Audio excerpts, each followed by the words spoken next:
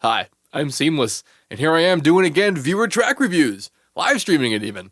I'm bringing it back. So I didn't have it before because I had problems with the copyright stuff and the third-party DMCA and all the whatever. And you know what? I have a pretty easy solution for all of that. I just am not gonna monetize the video, and then when people want to claim it, they can just have it. Don't care. We're gonna just gonna do it. So the way that it's working right now is you can see all this text on the screen that says what's happening. Email me at seamlessrg@gmail.com with the subject viewer track reviews and some kind of download link like from someplace else. Like SoundCloud is fine, Clip is fine, like a service that does that it can be downloaded from is fine. Don't try to send a drive link because of my email is not linked to my drive email and it's a problem. Just don't ask, just don't do it. MP3s are fine, you know, lots of reasons, just MP3s. Name them properly, please. Like artist name, song name, not like Third Electro V2 or like something fun cool .x excellent. Like no, because I'm going to read what it's called, and that's how all anyone's going to know of you if you do that. Anyway, what else? I think that's everything that we need for now. So let's actually do a thing. I have this. This is a dude. This is Joe Demd's Spiny Lobster. We were using this song to test, and it is pretty great, I have to say already. So let's hear it. Here it comes, you guys. You're watching a reproductive blizzard. One spiny lobster mom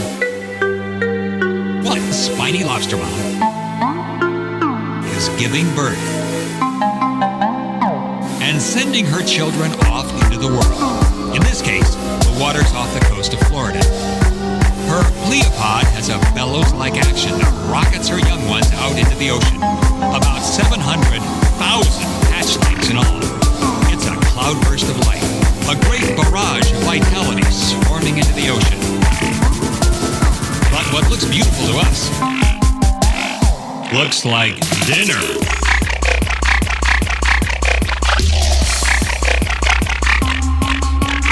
Joe Demd's.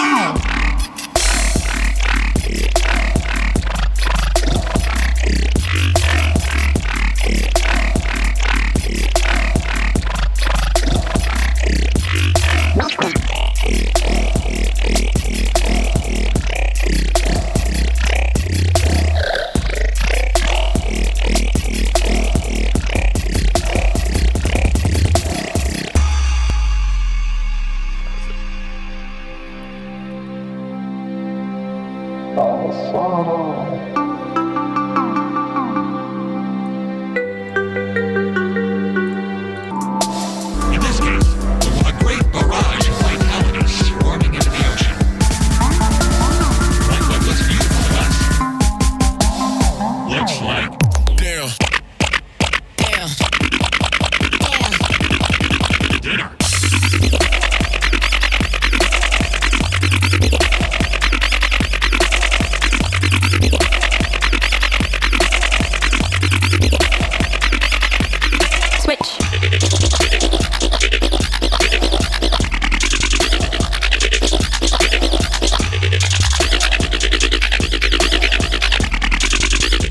Well, that's clear enough.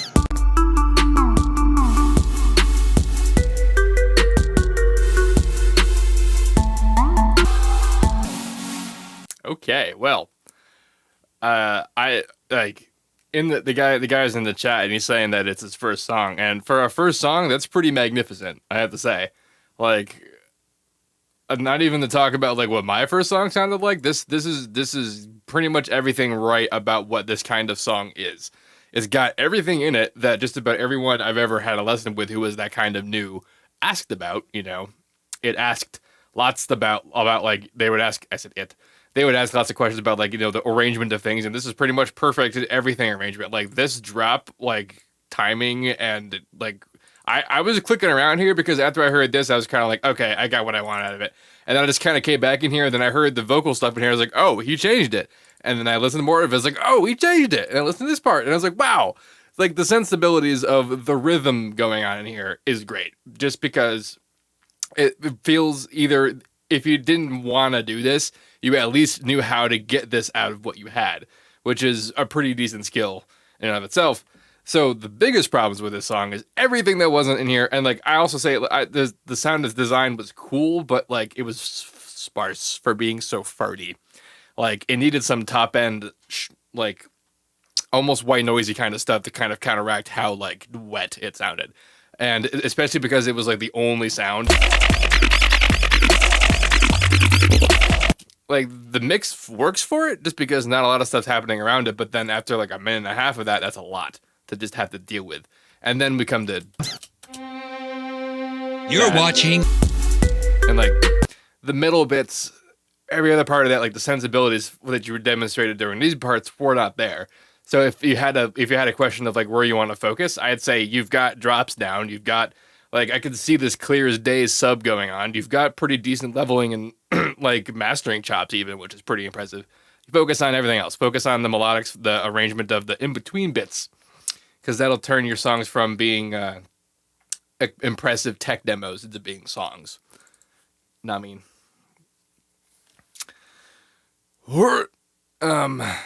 Cool. All right. Now we're going to go into emails and pull out some more.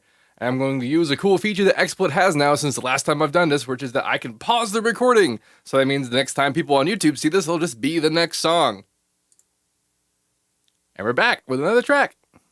Cool. Live editing, basically, is what that is, which I'm all about because I hate real editing. Thanks, Playhead. I know what that part sounds like. Awesome.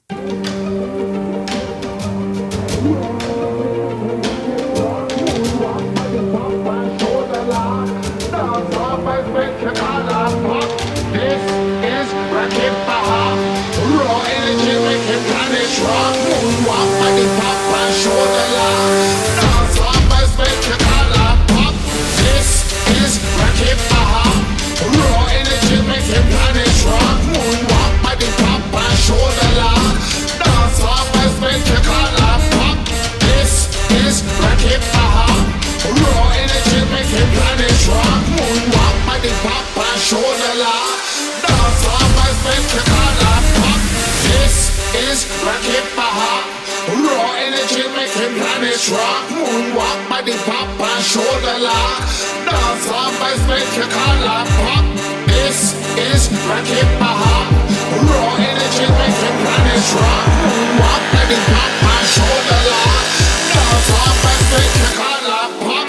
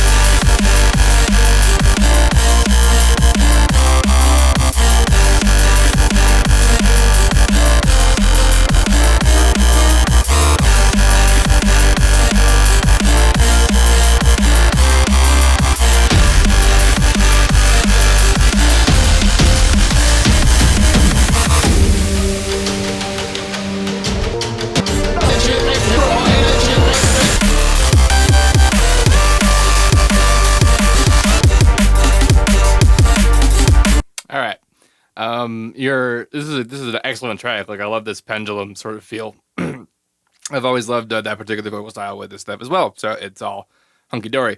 The biggest problem I have is that your highs are just so very hot. I was pointing up here this little spectroscope with the levels up on the top of the FL toolbar. Like watch especially during this bit.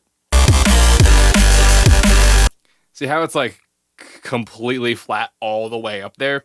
That's not really typically the case for lots of songs, and this actually has to do with a lot of bunch of factors, but the biggest one is just MP3s.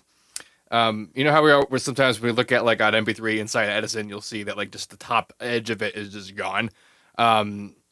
that's all well and good, and you think that like having a higher quality file just means like cool, you just have more resolution, it just feels better up there. But if you have the louder your highs are up there, the harder that cut is, which was why people tend to want to roll off before they get to the cut. You don't have to do a high, like a really hard high pass, but on probably on most things you would want a little bit on, especially on the stuff you have. Because like out here, for example, like in this like not really heavy section in your drop where you're just listening to just the bass, you can hear how like extremely scratchy that bass is. The other part of it is a kind of an ear fatigue problem, which is you listen to too much of that at too high a volume. Like even I'm listening very low level right now, and I can feel the burn just a little bit.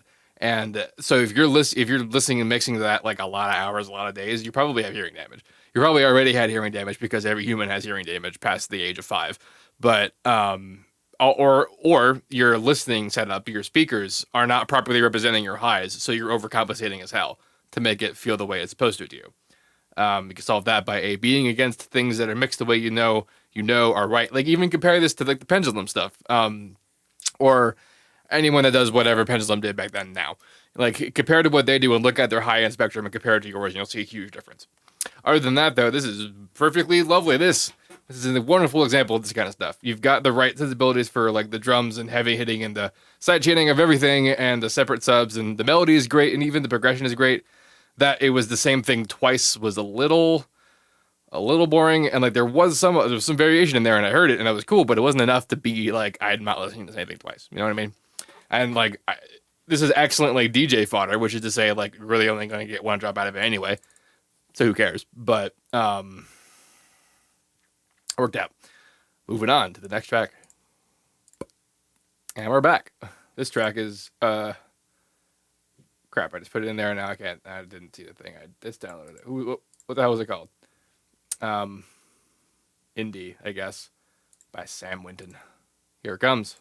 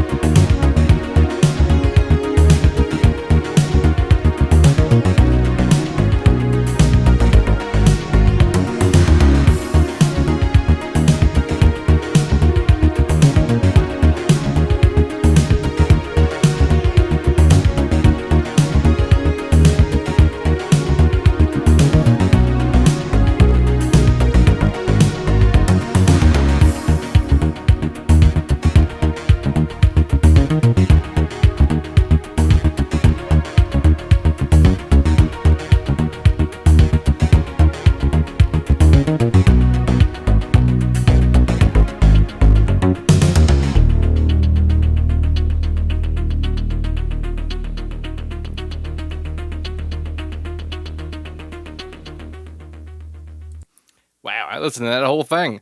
That's like the seamless version of binging with Babish's like clean plate business. Like that was a good ass song. That was Sam Winton's indie, and just wow, every part of that. And we're apparently so many people have showed up. What's up, Shroomhead and the Whittler and a raid and people who are raiding. What's up, guys? Yeah, like I love everyone showing up. Where I just listened to this guy's track, which like the people were talking in the chat about it and it's saying that was it mastered or not, and there was really just like a limiter on it. And I think that's where some of this like MP3 noise up here was. It sounds like a little bit of heavy-handed, like pretty light, all things considered, but a little bit of like clipping going on up there, like saturation, one way or another. But like it was tasty as balls. It was exactly the right amount necessary for this track, and like everything about this track is great. I want to especially draw attention to some of the melodic bits of it, because the last track I was talking about doing the same thing twice and it being boring, and like this track, its progression, like it really was pretty monolithic in the where it went and what it was doing, but it was not boring because it had plenty of, it even like some leads and like solo-esque things occurred, and the arrangement, even though it has pretty predictable like highs and lows in there, kept you going enough with it, with that subtle changes of stuff. It's like action trance. Also, somebody in the chat referred to it as microwave and trying to figure out if it was retro wave or synthwave, and I thought that was funny. Anyway, let's pick another song, and we're back with Something Unnamed by Venkus.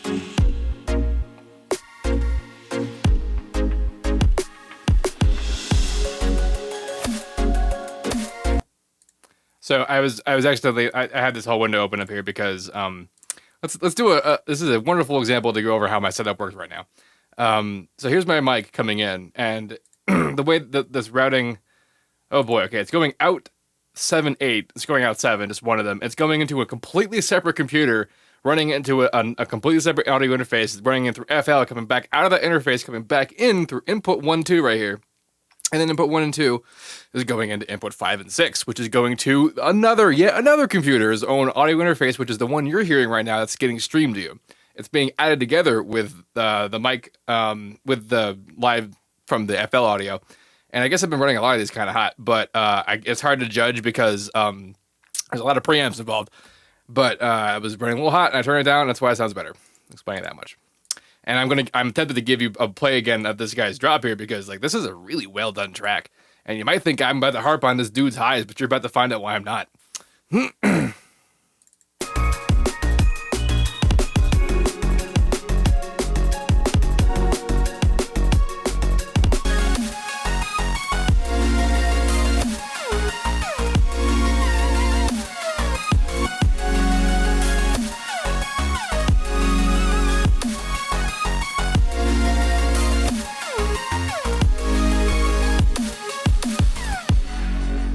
I just wanted you guys to hear the drop without it breaking up.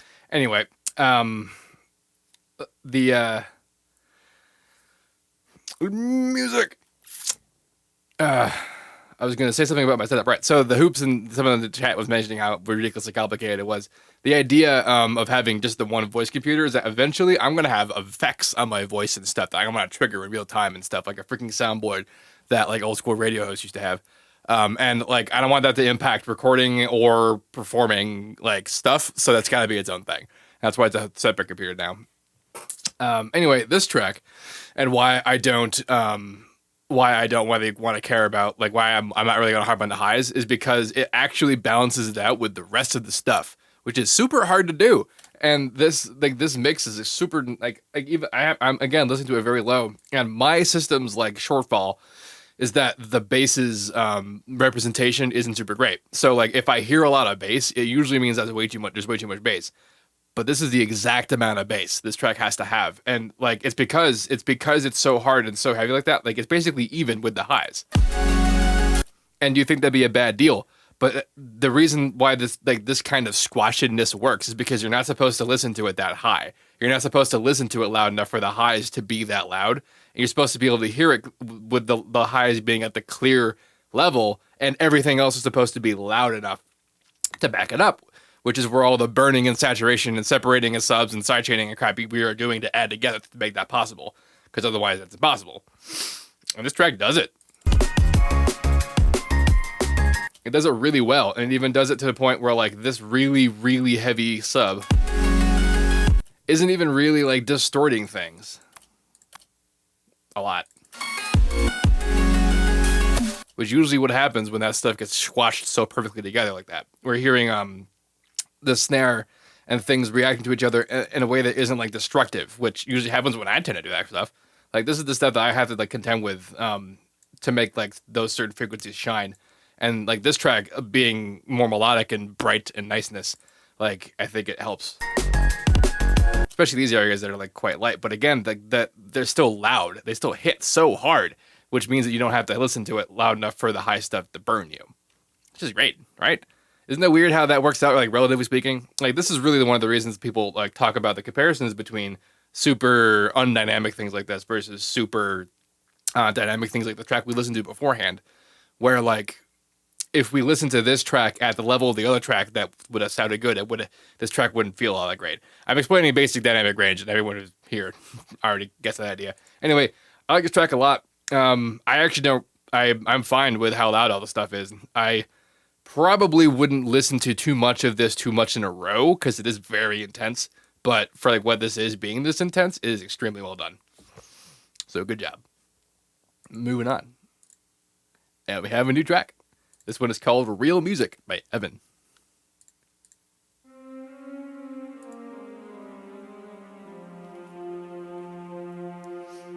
And Evan is here in the chat to tell us that it is okay to skip around the intro.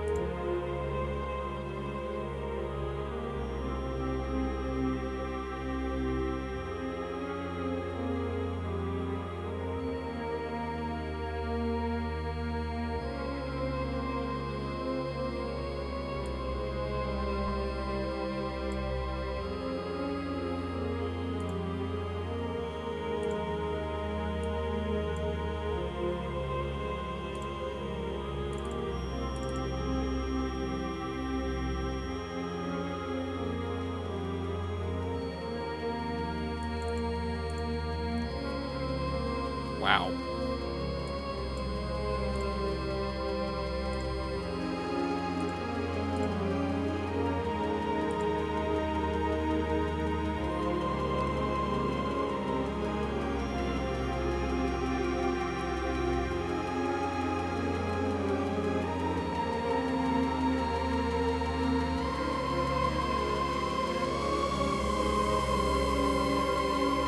Ooh.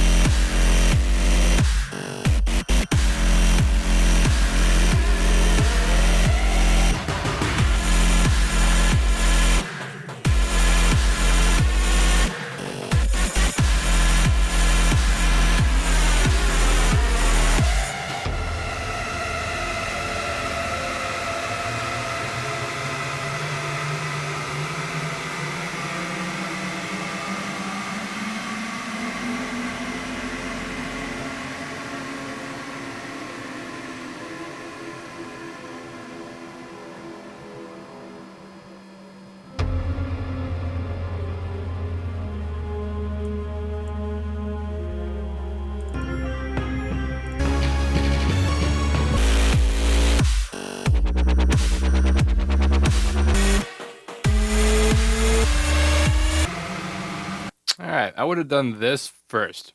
I would not have done this. Like I might have would have done this. I like this. I actually like this intro a lot. This little bit here. This is very like classical shit. Like it's great. This is like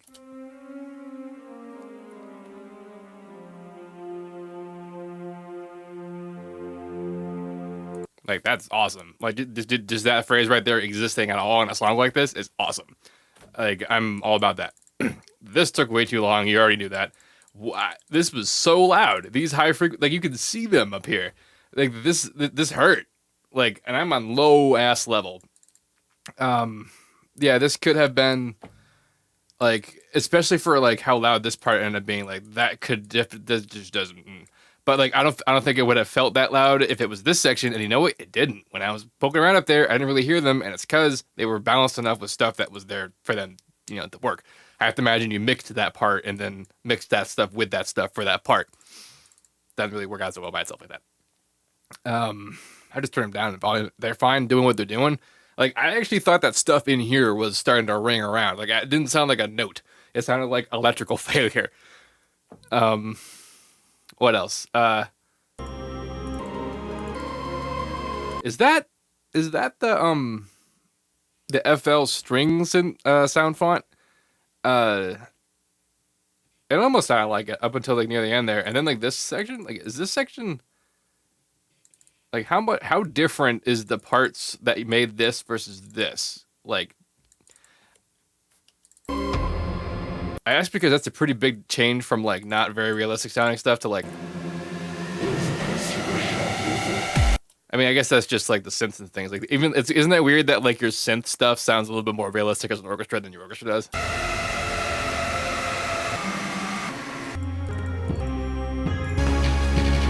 In fact, like mix wise, you should probably take cues as to how this stuff feels, as to how to like influence how you want this stuff to feel. Not just because you want them to kind of sound like relevantly mixed together, but just because it feels better to me personally. Anyway, wow, look, you had these. I didn't even notice that was going on down there. Were you thinking about doubling your drop here? Is that just your idea of the outro? It's not a bad idea. It's just intense.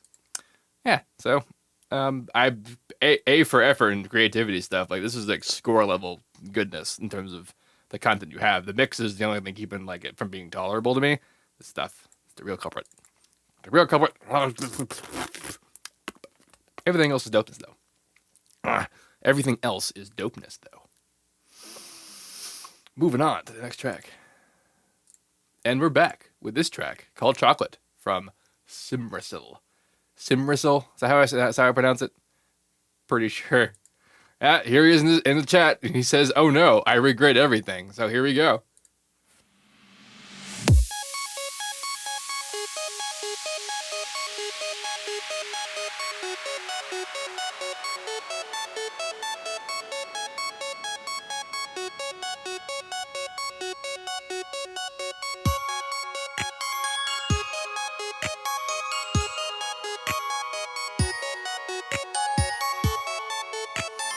It started off as like a Rammstein ARP, and then it got really, really happy. Excuse me.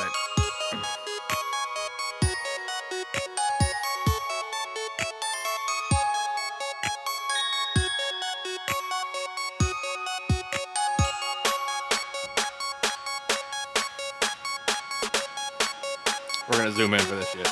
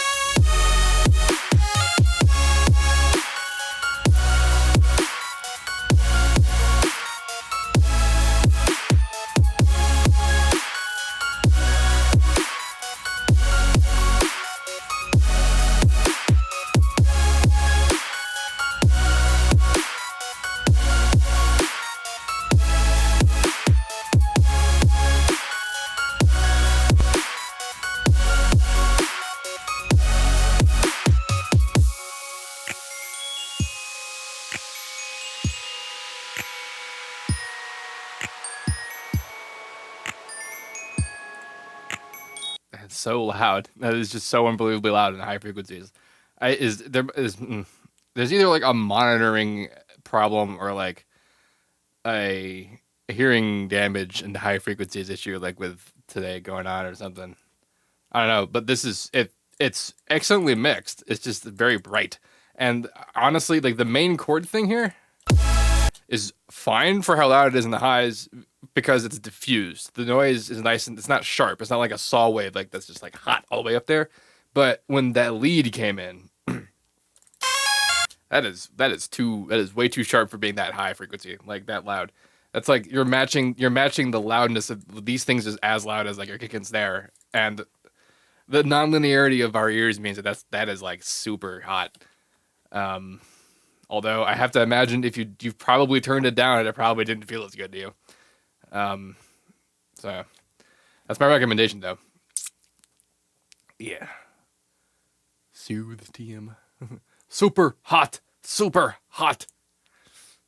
It is that. Is the queue long? Someone asks. It kind of is. I don't know. There's maybe like 10 or 12. I don't know how many more I'm going to do. Probably like two or three. But let's do the next one. Okay. This is a track called Build Up 4. Who sent it to me? I can't pronounce that name. It's Build Up 4.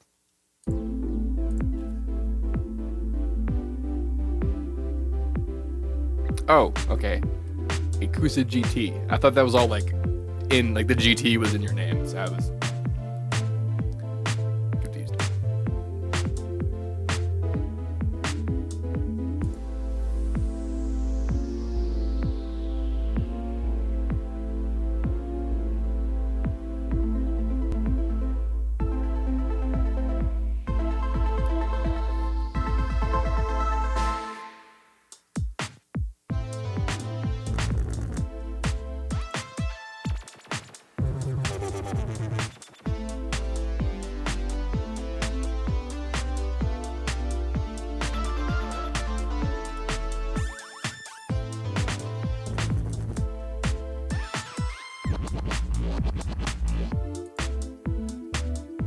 Okay.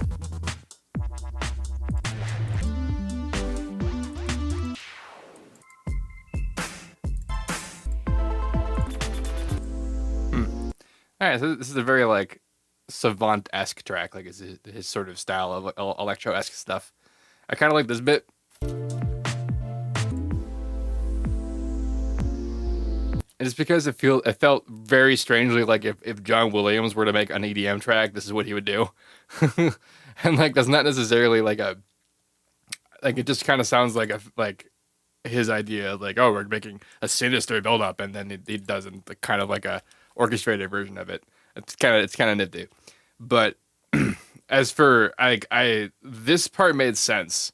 I can see how this like comes together structurally, but like it is super super held together very like tenuously and strenuously. Um, if for continuation on this track, I would recommend focusing on this section. For a new track, I would recommend focusing on this section first, if that's not what you're already doing, or maybe even this part, like the B part of the second part of like the drop, just because it might help you to inform what you're doing around stuff, because this feels very incoherent and disconnected. Although I did mention that this is very savant-esque, and that's also kind of how some of his tracks work. Like they have a lot of like, there's parts in there that are not regular parts, and it's okay. That's fine. Like, go forth, and make dope beats. But then also compare, I suppose, like the average of those tracks, because there definitely is a kind of a common core of like what's expected in like a beat like this. I would keep it up, doing good stuff. You mentioned you are aware of the mixing deficiencies. That's why I did not speak of any of them, because there are a lot, and it's pretty much all of them. It's all the regular stuff, and I'm sure you've heard it a lot from people who have already said of the things to you. You know, at least you've got pretty basic chops down, like separating subs and at least the sparseness of things. So good on ya. Moving on, and we're back. I really hope that this video works in the recording. I'm just kind of taking for granted that like all these stops and starts are actually are going to be there. But I guess worst case scenario is Twitch is recording all this too, right? Anyway, this is called Good Enough by Graham.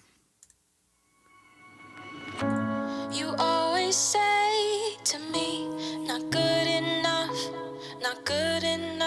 to be. The monster has awakened in me.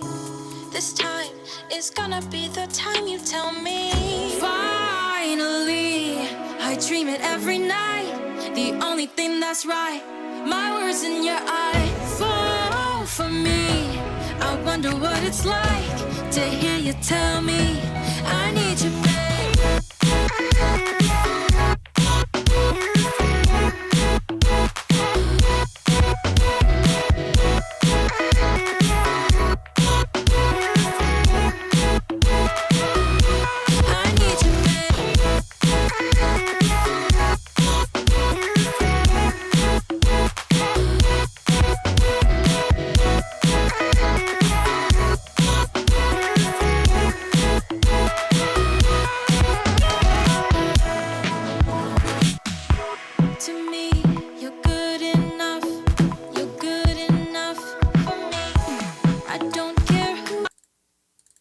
Didn't mean to stop.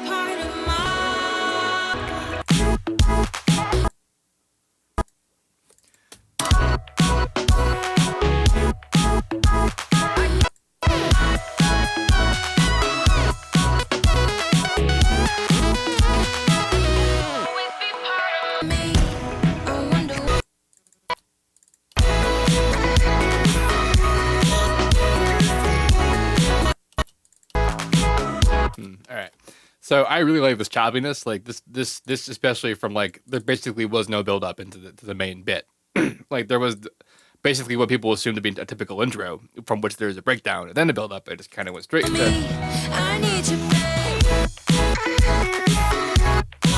That was pretty awesome.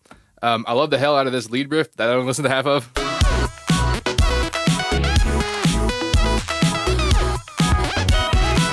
Like this right here is like peak this song. This is like easily the best part of this song. And like this part is almost unnecessary. And I say that because we've spent all this whole song listening to all this content without the not chop, without the legato. That to suddenly hear it just kind of all go on like that it actually kind of messes with the mix a little bit. Like it's too warm because we're used to hearing the chop like And to be like, it's what's a little bit weird about that is that because of these chops, like we focus a little bit more on the higher frequency nature of things because a chop is a fast snap is a high frequency event. The snappier and faster and choppier it is, the more high frequencies we're being bombarded by. So we're gonna be focusing on a high frequency like focus. So then when we hear them without the snap, it gets darker, and like that makes this bit sound like the kind of like just short of tinny in like the range. Like it feels like a little too dark up here, like too much up here and not enough up here because it's missing the high frequency event to back it up. I would just have not done this. I just would not have had this part. Honestly, I would have like petered out around here. I wouldn't have even tried to have this section. Like honestly, the mix of this is all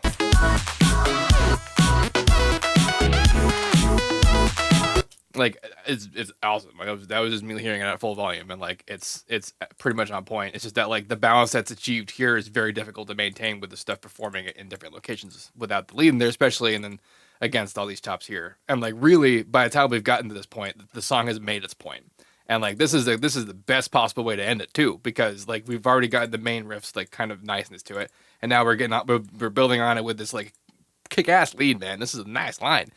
And like it could just peter out on top of that, and that could have been an outro and nice. Other than that, dope ass song. Let's move on to the next. And we're back with Cleanup O2 from a guy, Krefelder. I think a guy. Here comes.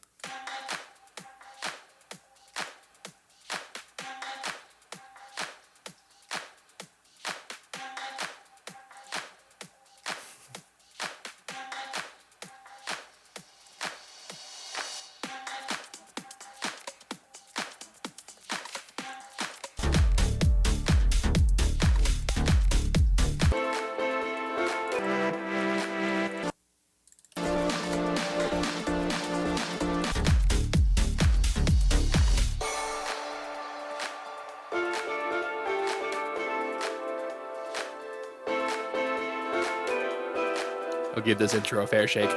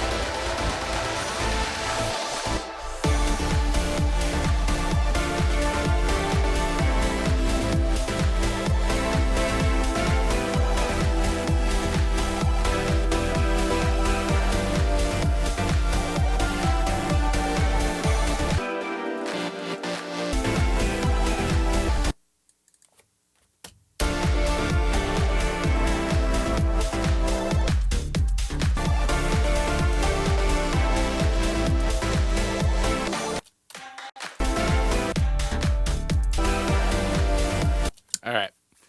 Trance. Good trance.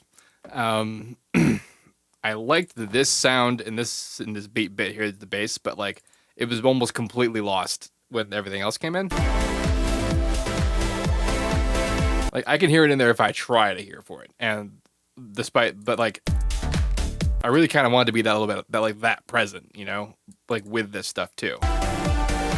At least some elements of it, you know, like you can come in and out of it. Trance supposed to do that, but this is pretty good, like musically. It actually kind of reminds me of old XOR tracks. Any guys, FL guys, remember those demo files from XOR, and then that one that was like all three of them together. Like I love looking at that. That was great. It must have been a lot of work. This was back in FL3. I don't think they had the Project Bones. Maybe that's why they did that, because it was new or something. But yeah. I can't really think of anything wrong about this track. Like it has all the right kind of mixing it needs to do with it. Like the bass is present, the kick is present and nice. I don't hear any of the artifacts from overcompressing, and like the dynamic range is good. This is a very well made track.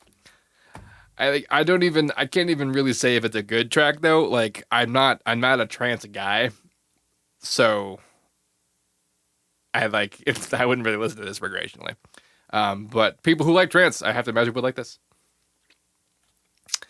Anyway, that's about all I got for today. I have no idea when I'm going to do another one of these. But if you have any questions about this, please let me know. Don't forget to like, comment, subscribe, and all that good stuff. And if you're watching this on YouTube, don't bother sending me tracks because if you're not here while it's happening live, there's no other way I'm going to review your track. That's just because there's so many. Oh my god. I would never be able to meet all of them otherwise. Anyway, all of that goodness. Have a nice day, please, and thank you.